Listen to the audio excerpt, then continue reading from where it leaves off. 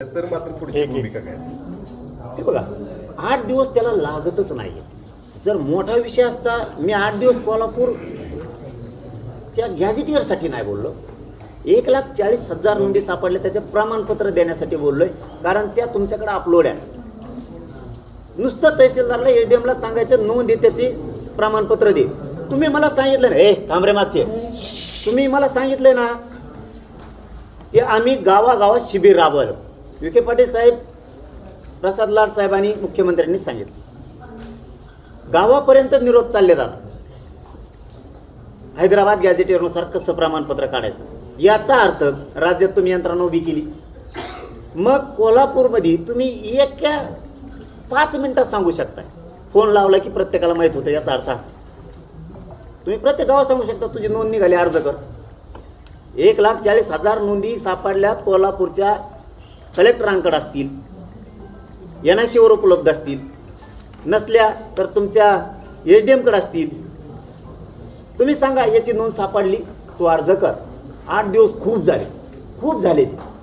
पण या नोंदी जे प्रसिद्ध केल्यात त्यामध्ये सुद्धा भोंगळ कारभार पाहायला मिळते. एका गावाच्या नोंदी दुसऱ्या गावामध्ये प्रसिद्ध केल्यात, त्यामुळे 3 वर्ष झाले त्या कुणालाच लाभ मिळत नाही. त्या गावकऱ्यांना मिळत नाही ना या गावकऱ्यांना मिळत नाही. मी ते पण सांगतो, आता त्यांना पण सांगितलंय की ते मोडी लिपीच्या वाचकात एखाद्या वेळेस बदल होतो. म्हणजे हे गावचं ते गाव पण दाखवलं जातं. इथल्या स्थानिकच्या सगळ्या मोडी लिपी अभ्यासकाला, इथल्या तज्ज्ञाला सरकारनं एक पत्र द्यावं की इथले जे मोडी लिपी अभ्यासक आहेत, इथले फारसीचे आहेत, इथले उर्दूचे अभ्यासक आहेत आणि काही तज्ज्ञ आहेत, यांच्यासाठी एक पत्र द्यावं की तुम्ही सुद्धा दस्तावेज शोधून वाक्य बरोबर करू शकताय. कारण मोडी लिपीत एखाद्या वेळेस लचं ल होतं, रचं ड असं पण होतं प्रकार ते वाचण्यात. तेच जर अभ्यासक त्यात असतील आणि सरकारनं जर त्यांनी नियुक्त केलेले 2-4 असणार आहेत अधिकृत, त्याच्यानंतर त्यांना कलेक्टरांच्या माध्यमातून अधिकार आहे की आपल्या जिल्ह्यात जेवढे मोडी लिपी अभ्यासक असतील यांनी सुद्धा दस्तावेज शोधून ते असणारे वाक्यसुद्धा दुरुस्त करता येतं. हे सुद्धा करता येतंय, झालंय. नुसते जिल्ह्यासाठीच नाही तर इथले अभ्यासक राज्यभरात सुद्धा काम करू शकते. त्यावरती राज्यभरात उदाहरणार्थ धाराशिवचं द्यायचं ठरलं तर तिथले अभ्यासक पूर्ण राज्यभर पत्र घेत आहेत. आम्हाला कोल्हापूर जिल्ह्याच्या नोंदी शोधायच्या, आम्हाला रत्नागिरीच्या शोधायच्यात, किंवा आम्हाला लातूरच्या शोधायच्यात, अमरावती जळगावच्या शोधायच्यात, तर पत्र दिलं जातं. तसं कोल्हापूरच्याही बांधवांना माझी विनंती की तुमचे मोडी लिपी अभ्यासक तज्ज्ञ जर आहेत, तुम्हीही पत्र मागा की आम्हाला कोल्हापूर जिल्ह्यात पण शोधायचे आहेत आणि राज्यभरात पण शोधायचे. पण राज्यात फक्त ना 30च राज्यात उल्लेख केला. प्रामुख्याने सरकारने जे जिया काढून यादी दाखवलेली आहे त्याच्यामध्ये फक्त महाराष्ट्रात 30 लोकांना त्यांनी त्यामध्ये समावेश केलेला आहे. 30 जणांनाच दिलेला आहे राज्यात. लिपीमध्ये रूपांतर करून देऊ शकतात. मग यांच्यावर अन्याय होते का? दुसरी गोष्ट, मग कामं पटपट कशी होणार? कारण कोल्हापूर जिल्ह्याला एकच मोडी अभ्यासक आहे. हां, त्यांनी पण मला आता तुम्ही म्हणता ते सुद्धा बरोबर आहे. यांनी सुद्धा सगळ्यांनी सांगितलं एकच आहे.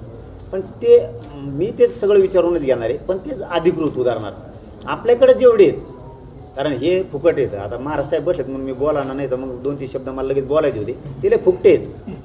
त्यांचं कसं आहे, ते असं म्हणतात आम्ही पगार देतो तुम्हाला मोडी लिपी अभ्यासाला, महिनाभर ना देते आणि नंतर काम करून घेते, त्यांना पैसे देत नाहीत. मग त्याचा त्याचा अर्ध्यात सोडून. त्यामुळे त्यांना सांगितलं होतं की मी ज्या मोडी लिपी अभ्यासकाचे पैसे राहिले ते द्या आणि नवीन तुम्हाला कोण नियुक्त करायचे आहेत ना त्यांना खरं बोला. एक तर सांगा तुला पगार देणारे म्हणले तर द्या, आणि तुम्ही देणार नसाल त्याला सांगतो समाजासाठी काम करते, फुकट तरी करेन, तुम्ही नादी लावू नका. म्हणून आता त्यांनी जर 30 घेतलेत, आपण त्याच्यात आणखीन वाढ करायला लावू. आणि असं पण काम करता येतं. आपल्याला जर समाजाचं हित साधायचं, आपल्याला जर काहीतरी करून दाखवायचं या जीवनात येऊन, तर मोडी लिपी अभ्यासक तज्ज्ञ पत्र घेऊन सुद्धा समाज हितासाठी दस्तावेज शोधू शकतोय. आमच्याकडे शोधले, इकडं सुद्धा मी तशी प्रक्रिया करून देतो. हे शब्द आहे, इकडं प्रक्रिया करून.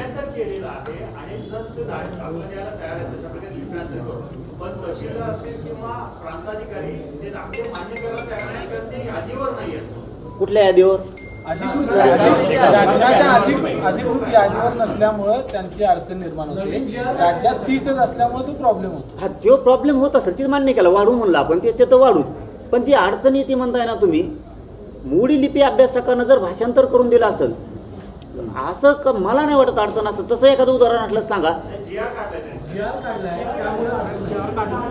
एका काय? विशिष्ट मोडीलिपीकडनंच ते घ्यायचं असा GR आहे. हा, हा, बरोबर. एक माणूस अख्ख्या जिल्ह्याचं कसं करणार? तुम्ही जे आलं लक्षात माझ्या आता ते म्हणताय ते लक्षात आलं की त्यांनी एकच दिलाय आणि ते एक पुरू शकणार नाहीये सगळीकडे. पूर्ण जिल्ह्यात असा तो जी एकटा आर काय करणार? असा त्यांनी त्याची जी आर संख्या काढलाय की वाढवण्याची एका जिल्ह्याला 2 किंवा एक तर तो पूर्ण जिल्ह्याला पुरू शकत नाही. ती संख्या 100% वाढू. मला असं वाटलं की दुसरे त्यांचं असं म्हणणं होतं की भाषांतर केल्याच्या नंतर तहसीलदार घेत नाही. असं प्रकारच नाही. एकाकडून कुठपर्यंत जाईल हेच ना एकच व्यक्ती ते वाढू. भरपूर कामगिरी केलेलं आहे. या संदर्भात आम्ही